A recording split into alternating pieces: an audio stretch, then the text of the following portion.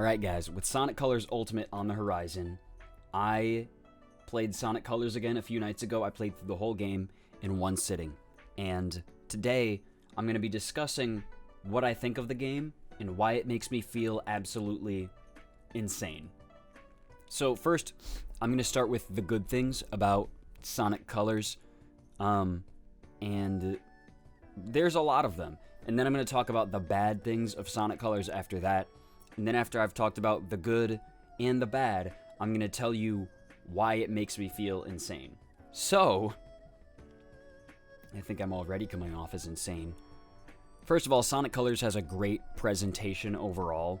The presentation is fantastic, and by that I mean great graphics for the Wii and great music as always. That's my first good bullet point. I don't think there's much arguing here. Great graphics, great music. It seems like a really good game when you just like watch gameplay of it.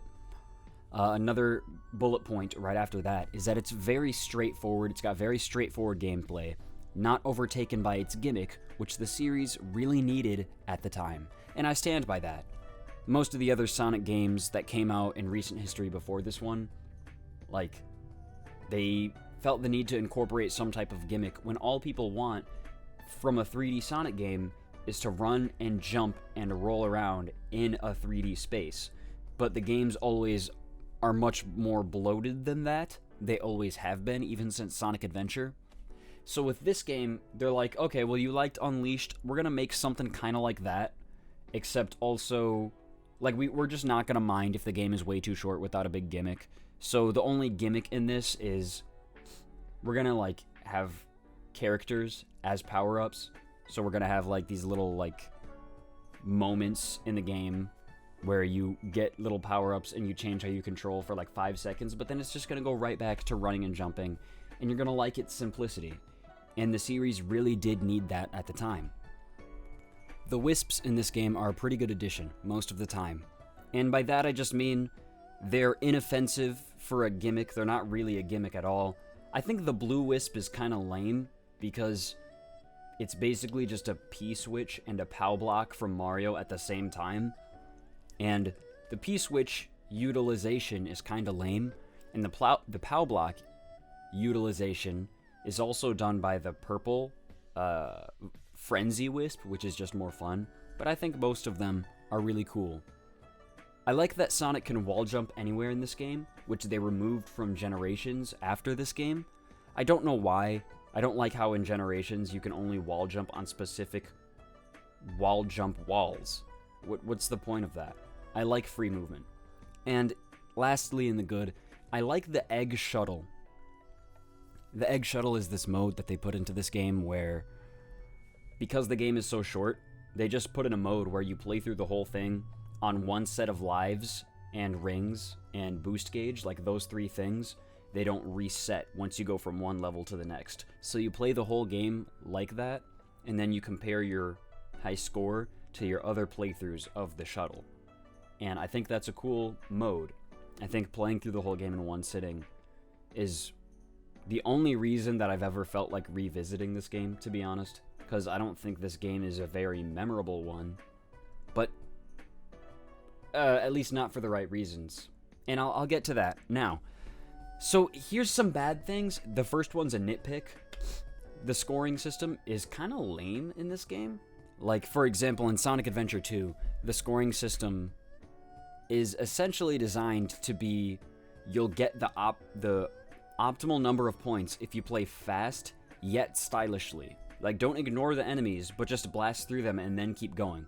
If you find cool grind rails that are optional, you don't have to take them. Take them anyway. Balance on them the whole time. Stay on them. You'll get some points. But if you just glitch to the end of the level, you won't get an A rank because speed matters a lot, but it's not all about speed. And Sonic Colors isn't all about speed either, unlike Sonic Generations where it's too easy to get S ranks, but it's too much about the color bonuses. I wish that the ranking system in this game leaned more towards speed because it is a boost game, but really the optimal way to get S ranks is to just spam every color capsule that you find, and it really just brings down the pace of the game to a screeching halt if you want to get S ranks, and I think that's pretty lame. But that is more of a nitpick. Here's something. I think the big thing here is that the level design in this game is only good when it feels like being good. And it's such a tease, because, oh, it controls like the daytime levels of Sonic Unleashed, except really 80% of the game is in 2D, and the parts that are in 3D, you're not really going to have full control. It's just going to be a few, like you're either going to be quick-stepping or drifting in an empty space, or just doing a quick homing attack chain, and then you're going to skydive, but then you're going to go 2D again. Very, very seldom in this game do you just get to control Sonic with all his movement options in a 3D space. Like, why is that so hard? But the game is mostly slow-paced 2D platforming section with using 3D sections as a transition for the 3D sections instead of the other way around. So this game just doesn't seem to flow very well, except for a couple of levels. And when I sat there on the map screen and I'm like, I just want to have fun in this game, I would sit there and I would just kind of try to think about what levels had the most 3D in them, because they made me feel like I was playing a boost game, you know? I feel like the movement is not as free overall as it was in Unleashed before it. And then I also put, this might be a consequence of the Wii Remote and Nunchuck being the main control scheme of the game. This makes sense. So like I said earlier, in this game, when you're in a 3D section, you're usually just skydiving or doing the homing attack or quick-stepping. Right, so you are only going to quick-step when the game wants you to quick-step. It's like a little mini-game, and you can't just quick-step to adjust your movement whenever you feel like it. And I think that's probably because of the limited amount of buttons on the Wii Remote. You don't have trigger buttons. So, okay, well, Sonic will just automatically run once the player reaches this point, and then the control stick will allow them to quick-step. But that takes away so much player agency that it bothers me. So we have the movement, which isn't as free. We've got the level design, which is like 80% slow 2D. We've got reskinned bosses. There should be 7 bosses in the game, but really there are 4. Because there's the first 3 bosses, and then the second 3 bosses, which are the same as the first 3, except more difficult. And that's kind of arguable that they're even more difficult. Here's the thing, man. Here's the biggest thing that bothers me about this game, is that Sonic acts like an entirely different character. When I think about Sonic the Hedgehog, I think about someone who doesn't like to be tied down, but he's a good guy. He has a heart of gold, but he doesn't like to be constrained. But this version of Sonic is a freaking clown, and there's a clear distinction between making snarky remarks in response to villains and just constantly telling jokes. This is why the game made me feel like a crazy person. Critics and my close friends raved about it, and I felt like it was really hyperbolic. I remember critics were talking about how it was the best Sonic game in 10 years, which, while it might be the most consistent Sonic game in 10 years, you can't just ignore the Sonic Rush series or the Sonic Advance series just because they were on handhelds. And also, I don't think this was better than Unleashed. I don't think that now, and I didn't think it back then. I think it's more digestible and straightforward, but this game lacks any real sort of ambition that it's just not particularly memorable. The tone of the game is so hyper-sterilized that, I don't know, it seems like a Saturday morning cartoon, but not a good one. This game is really lighthearted, and I think my close friends and critics alike liked that after Sonic took itself too seriously for a bit there. But this isn't really better, because in the other games, you can be lighthearted. Sonic Unleashed is already pretty lighthearted, but it has jokes in it. But the jokes are character-driven. For example, remember when Sonic was transported to a mysterious dark new world while he was eating chili dogs, and he wanted to save the girl in trouble while still getting his chili dogs? That was funny, because that humor is driven by how Sonic acts naturally. He wants to save her, but he doesn't want to do it at the expense of his chili dogs. He's going to try to do both, and he fails. And it's tragic and hilarious. But then in that same game, he later picks up a flower and he says, hey, I know that life isn't permanent, but that's why we should treasure it while it lasts. He, is snarky throughout that entire game, but he seems like a person that has good things to teach and say. I liked that game. Or how about when Sonic, in Sonic Unleashed, he would say snarky things like, yo, Eggman, thanks for that skydiving adventure you gave me the other day.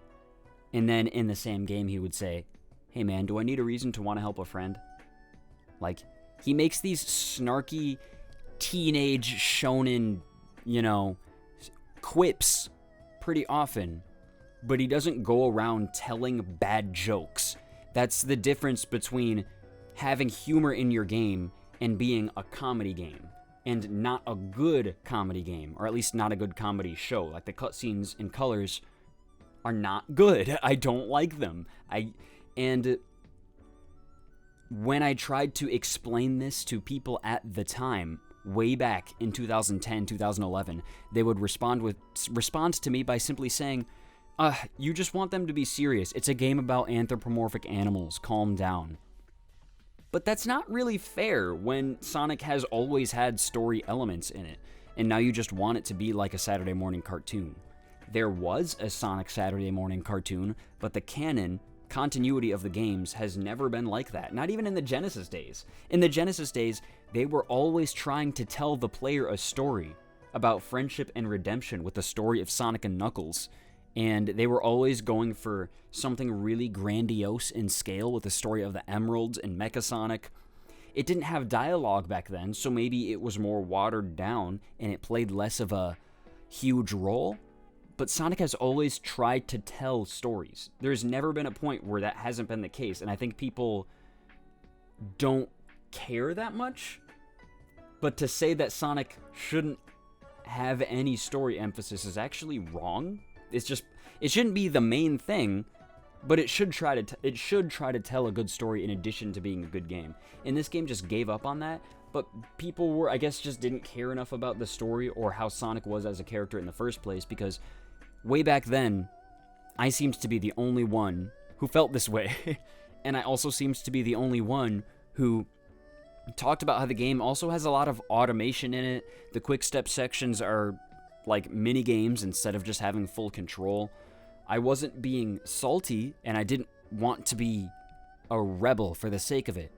But after the past few years before that of defending Sonic Unleashed and kinda Sonic and the Black Knight and the handheld games, this was back in the day when, the early YouTube and IGN would just trash Sonic because Sonic sucks at everything. After a few years of defending Sonic, okay, this game comes out, everyone loves it, and I think it's just okay.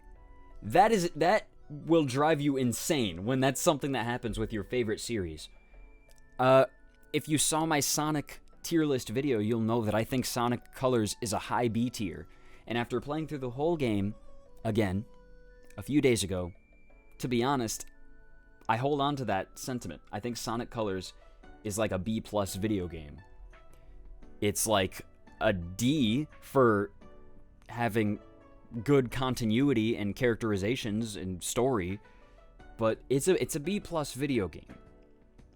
Another reason why this game makes me feel insane is because the influence on it that I didn't like back then can be held, a lot of the series' lack of innovating comes from the, in my opinion, hyperbolically good reception of this game. I feel like a conspiracy theorist here, too, because, to be honest, I don't even know if the things I'm saying are unpopular things anymore.